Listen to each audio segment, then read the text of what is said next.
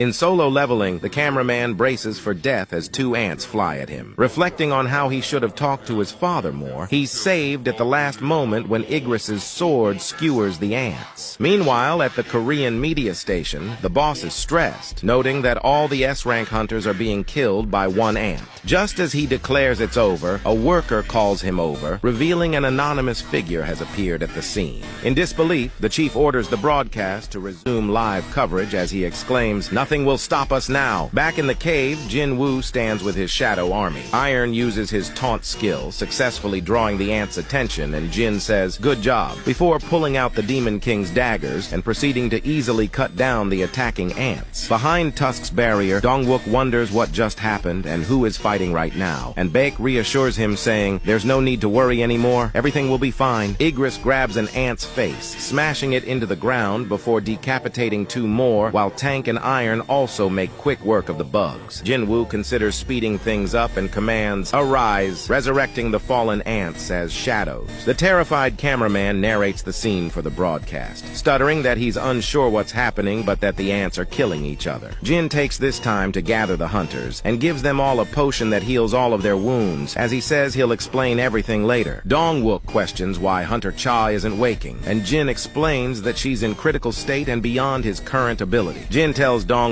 that the chamber's been cleared and they need to leave before more ants rush in. At that moment, the winged ant enters, declaring that the man outside wasn't the king, and questions if there's anyone who can be a king. Baek, panic-stricken, wonders if the ant managed to kill Goto Ryuji. Jin Woo instructs Master Ma to take care of Cha as he approaches the ant. The ant asks if Jin is the king of the humans, and the Shadow Monarch responds saying, "Wow, a bug is talking to me." The ant mimics Goto, commenting on Jin Woo's dangerous aura before screeching at him as Jin Woo responds, "Now you seem more like a bug." 5 minutes earlier, in South Korea, the broadcast is interrupted, and people watch in horror as the news reports Byung-goo's death and the uncertainty about the safety of the other hunters. Suddenly, an unidentified hunter appears on the scene and the broadcast resumes. Meanwhile, Sugimoto replays the audio between Goto and the ant for Captain Matsumoto. The president questions where the monster is at, and Sugimoto informs him that it reappeared in the Queen's lair. Matsumoto angrily realizes the Korean team is still alive, and Sugimoto confirms this while reporting the presence of a new entity with magical energy rivaling the ants. The president in this moment demands the broadcast that's being shown in South Korea. Chairman Go Gun-hee excitedly breaks his chair while watching Jin Woo, who gets punched in the face with enough force to kill an S-rank hunter. The impact crushes the floor beneath him and sends a shockwave through the chamber. Baek and the Ultimate Soldier comment on their insane magical energy, and as the dust settles, the ant, disappointed, says, "You are not the king either." But before it can finish, its eyes widen as Jin Woo stands unmoved.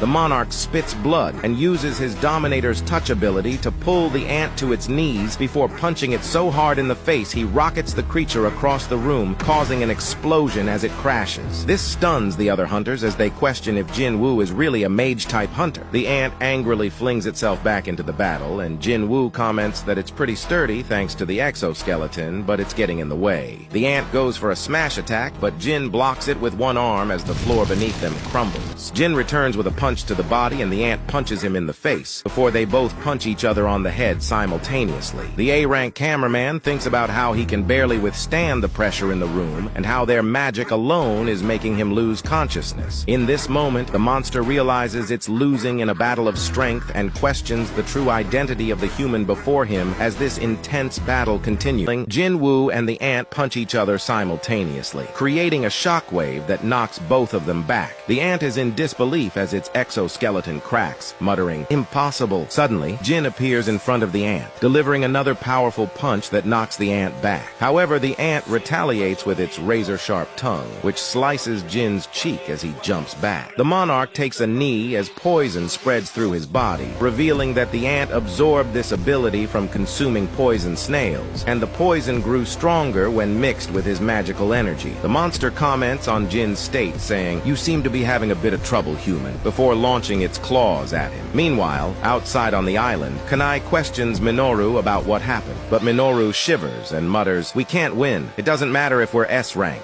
Kanai grabs the shaken hunter, questioning if he's gone mad before tossing him aside and calling him pathetic. Back in the cave, Jin grabs the monster's wrist just before its attack can land, shocking the ant and sending it crashing into the wall with a punch. As the ant gets up, Jin's poison is healed, and he realizes that the creature seemed oddly happy when it landed that attack. This is when we learn that Jin can sense emotions from increasing his sense stat, and he notes that the ant is definitely getting nervous. But the same goes for the hunters. Jin jumps into the air and stomps at the ant, but it dodges, surprising Baek and the ultimate soldier as Jin catches a glimpse of the ant in the air. The flying ant thinks about how it can defeat Jin, compressing its body to focus solely on speed.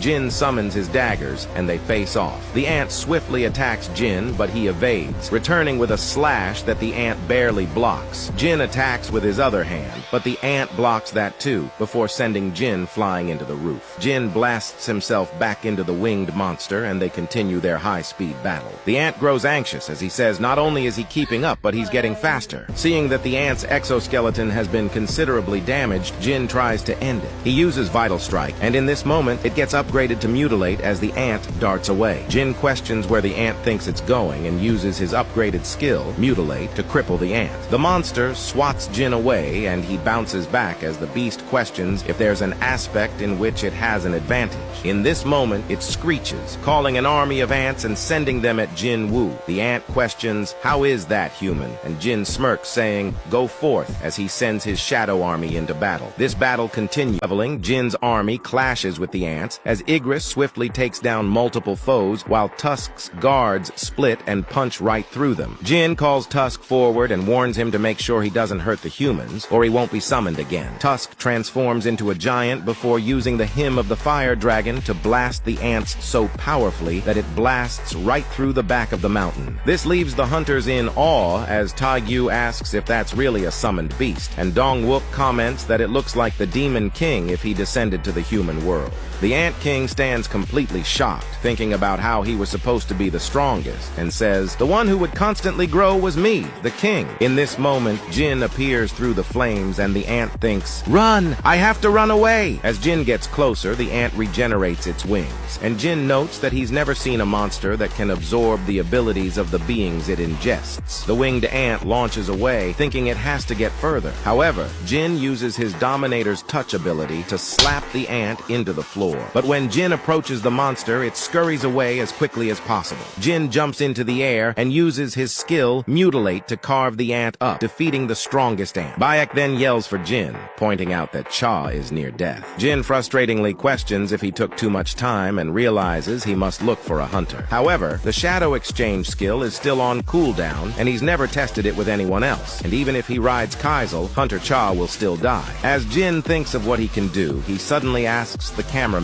to turn off his camera for a moment, saying, "Hurry, or I'll break it." Jin tells his shadows to look for Byung-gu's body, and a high orc walks back with his headless corpse. Jin questions if it'll even work with his head gone, but the system tells him shadow extraction is available, and Jin thinks this is the only way, before saying, "Arise," summoning the human shadow, but it fails. Jin, in disbelief, says it again, "Arise," but it fails again as he notes that it must be Byung-gu's strong will to not become a shadow soldier. He adds that it wasn't right making a human into a shadow soldier, but the ones alive should live, and says it one last time, "Arise." Shadows envelop the healer's body, and Beck grabs Jin, questioning what he's doing to his friend before shockingly pausing, saying, "Your skill! The nature of your skill! The skill of controlling the dead!" And this arc continues. Beck, clenching his fist, replies, "He is, but that is no longer Byung-gu." The cameraman stands flabbergasted, realizing why Jin wanted the camera turned off, thinking, this shouldn't be broadcasted for the world to see. The ultimate soldier realizes that the more intense the battle, the stronger Jin's power grows,